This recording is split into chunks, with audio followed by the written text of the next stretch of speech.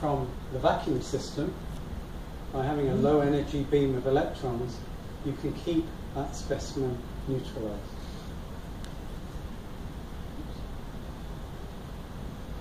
Okay, so point analysis is a very important method.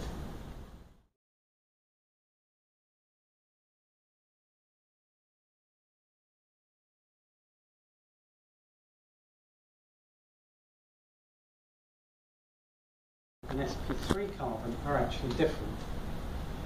This binding energy relates exactly to sp2 from graphene.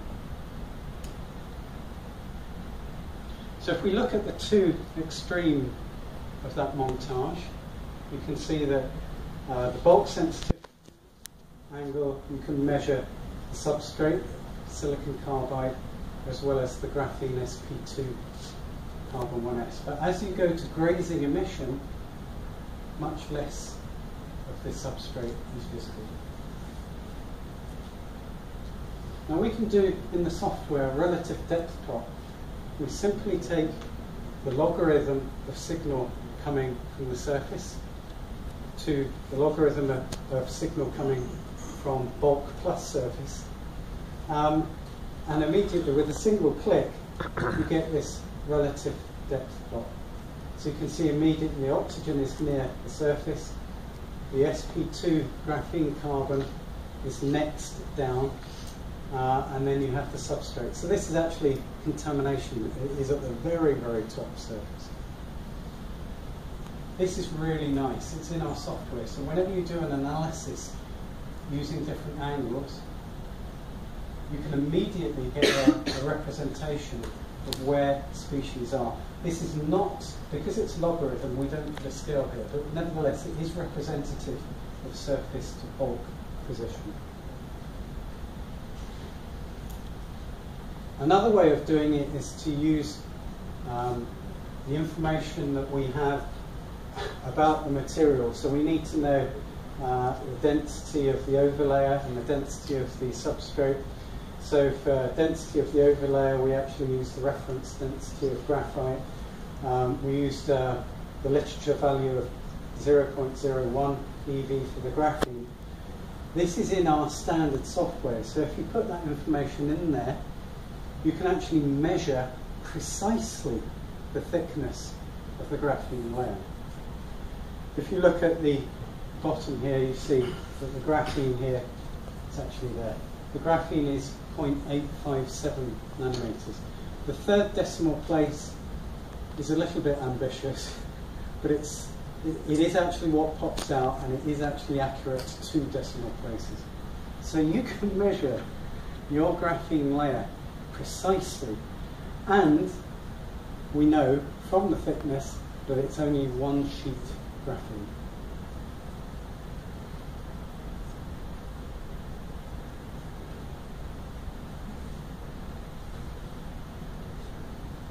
We have a few minutes left. In the example so far, I have mentioned the K-alpha machine and the Escalab machine. K-alpha is our fully automated compact system. The Escalab is the one which allows you to fit other techniques to it. But if I am to keep to my time slot, I will maybe skip the detail on this and maybe just cover a couple more applications. What do you think? Do people need to stop now? Can I continue? Or continue. Yes? No? Continue. I will continue. So I will just pick out one slide from K-alpha. This machine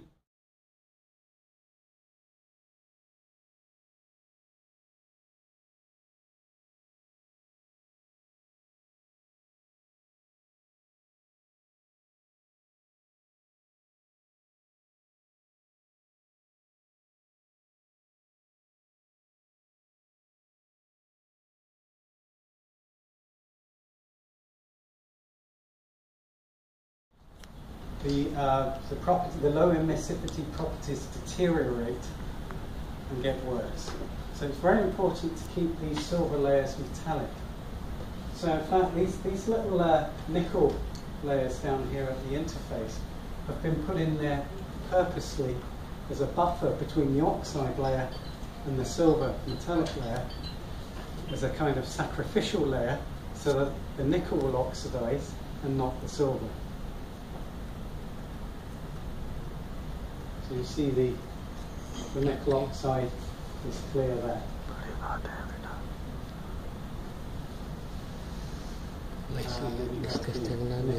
So the nickel metal right next to the silver is still actually there, so it can still provide properties to preferentially oxidize rather than the silver. This, by the way, is a fantastic example because there are so many different layers in there. You've got different electrical properties of every single layer. So if you didn't believe me earlier when I said that our systems are really good now for charge compensation, I think this proves it. The next experimental technique that is useful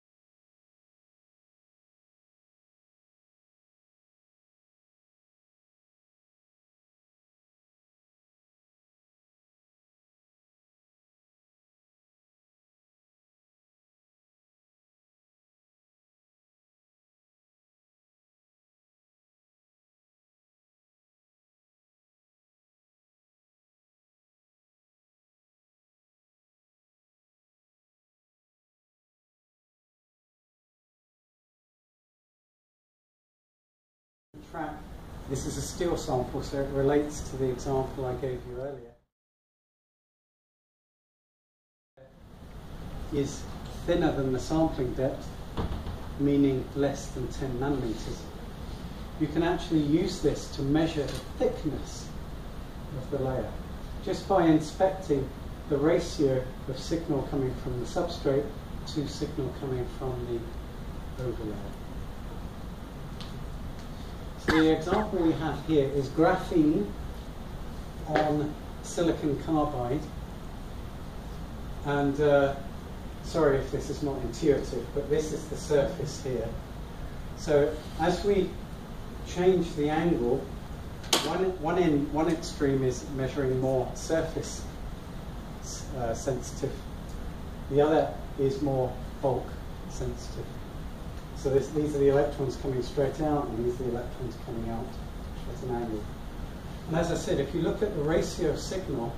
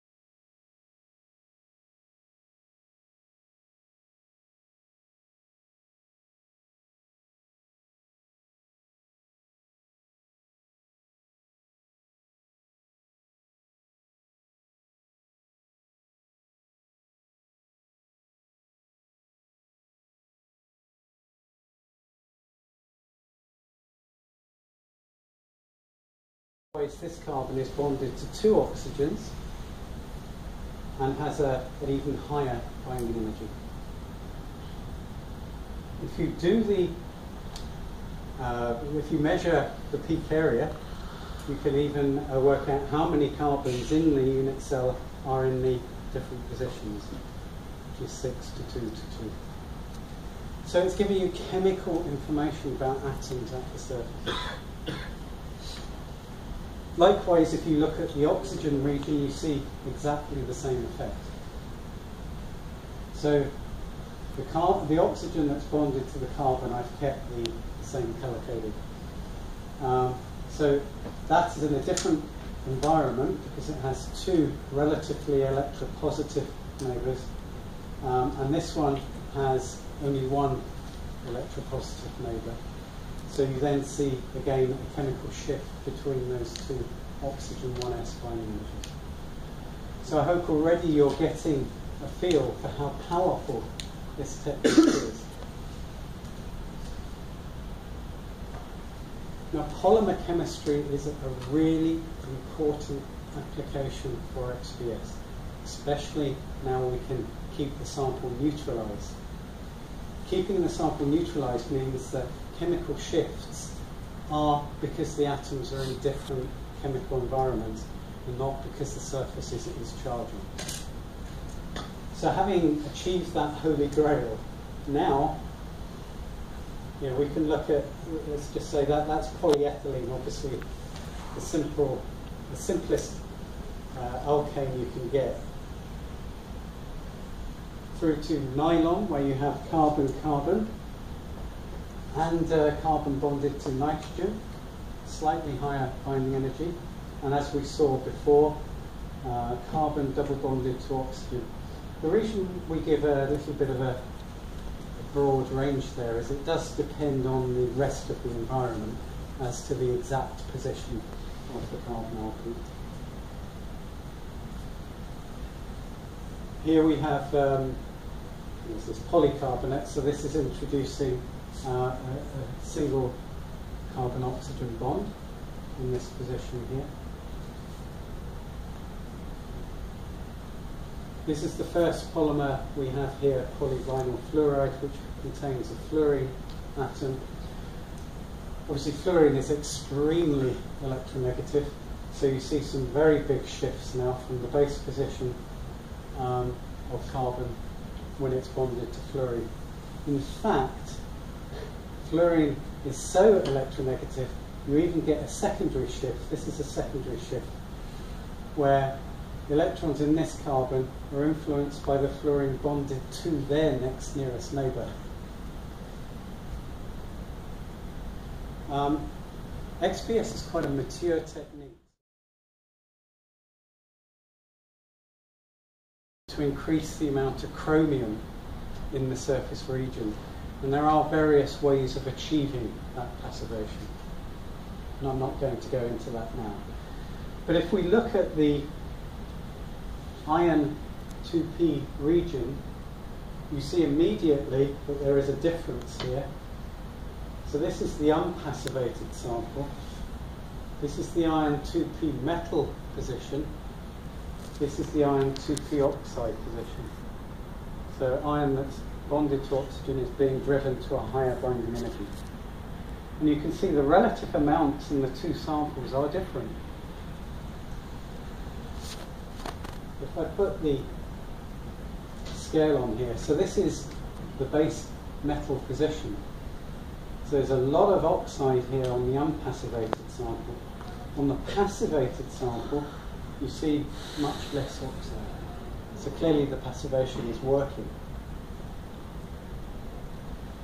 But if we peak fit the data, we can actually look at the relative amounts here. Now clearly there's a lot of iron 3, but in fact not very much iron 2. Please refer to the positions here. Metal, iron 2, iron 3. So there's a lot of iron 3 there. On the passivated sample, firstly, as I said, there's a lot less oxidation, but also there's about equal quantities of iron 3 and iron 2. So as I go through this, I hope that you'll be able to relate this to your own samples. Whatever oxide it is, be it specificity, less than 10 nanometers, but you can go very deeply into the sample and trap the chemistry.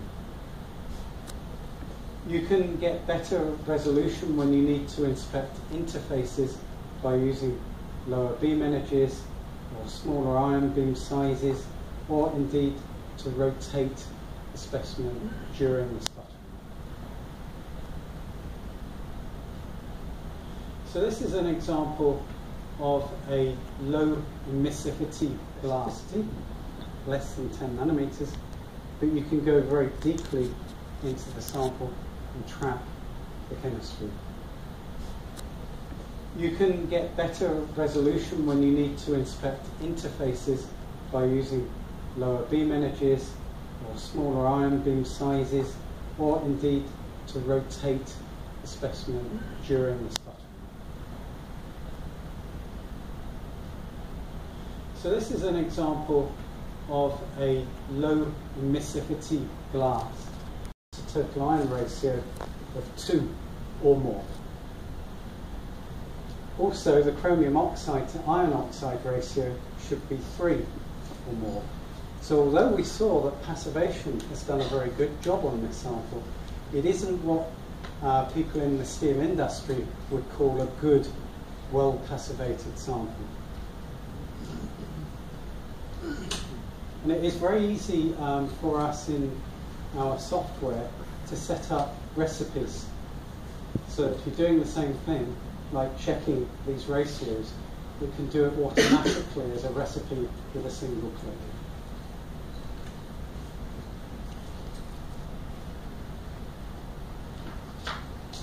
Okay, I want to just say that this is rather an extreme example, but the importance of having a method of keeping your sample neutralized is shown in this slide here. Again, you can see this is a simple